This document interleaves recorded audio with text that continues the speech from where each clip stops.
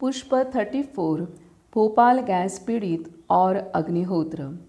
18 मई 1985 Poland के एक महानगर क्रोकोव की विज्ञान अकादमी में भोपाल के एक वैज्ञानिक का लेक्चर उपस्थित विशेषज्ञों वैज्ञानिकों के सामने हो रहा था।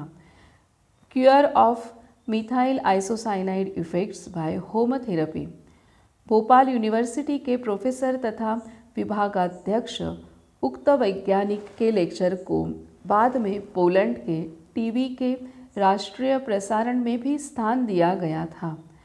1984 साल 2 से 3 दिसंबर की उस काली रात को यूनियन कार्बाइड से निकली मिथाइल आइसोसाइनाइड गैस ने जो तबाही मचाई थी वह अभूतपूर्व थी।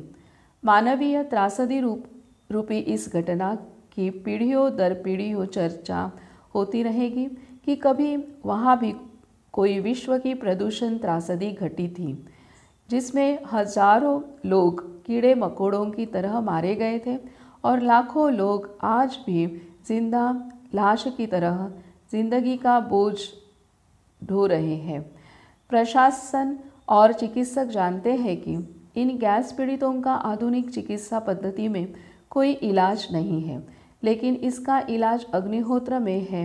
यह भी उसी गैस कांड के दौरान स्पष्ट हुआ जब गैस के कारण हाहाकार मचा हुआ था।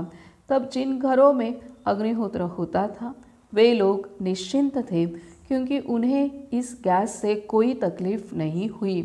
वे आज भी पूर्ण स्वस्थ हैं। जिन गैस पीड़ितों ने गैस कांड के बाद अग्निहोत्र आचरण शुरू किया वे फेफड़े, पेट, रक्त और मस्तिष्क संबंधी तकलीफों से मुक्त हो चुके हैं। गैस पीड़ित वे गर्भवती स्त्रियां जिन्हें डॉक्टरों ने गर्भपात कराने की सलाह दी थी वे अग्निहोत्र अपनाकर स्वस्थ बच्चों को जन्म दे रही हैं। ज्ञातव्य है कि पिछले वर्षों के दौरान गैस पीड़ित महिलाओं को हुई संतानें विकलांग, मानसिक रूप से दुर्बल या मृत पैदा हुई थी। छोटे छोटे बच्चे जो गैस के कारण फेफड़ों के टीबी से ग्रसित थे अग्निहोत्र द्वारा इस रोग से पूर्णतया मुक्त हुए। इस बात ने राष्ट्रीय स्तर के समाचार पत्रों के संवाददाताओं का ध्यान आकर्षित किया। इन्होंने उससे संबंधित विस्तृत समाचार, लेख आदि छपे। इन समाचारों ने पूर्वोक्त वैज्ञानिक का ध्यान आकर्षित किया और उन्होंने इन घटनाओं की जांच की। अपने निष्कर्ष उन्होंने पोलैंड में उपस्थित वैज्ञानिकों के सामने प्रस्तुत किए और कहा कि इस संबंध में अधिक अध्ययन आवश्यक है। यदि इन लाखों गैस पीड़ितों को केवल अग्निहोत्र द्वारा जीवन दान दिया जा सकता है तो जरूरी है कि सरकार इस क्षेत्र में पहल करे। जबकि यह स्पष्ट हो चुका है कि एक भी प्रचलित दवा इन गैस पीड़ितों को नहीं बचा सकती, लेकिन इस वैज्ञानिक अध्ययन के लिए लाखों रुपयों की जरूरत थी जो उपलब्ध नहीं हो पाए और यह वैज्ञानिक अध्ययन खटाई में पड़ गया।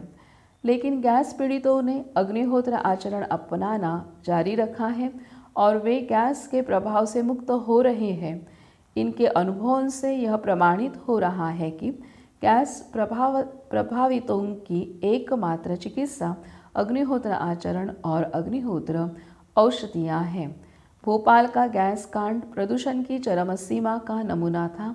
फिर अग्निहोत्र के सामने मामूली प्रदूषण की हस्ती क्या है?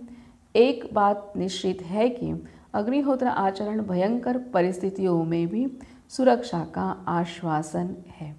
पुष्प आधार अग्निहोत्र चिकित्सा पुस्तक, माधव आश्रम, भोपाल।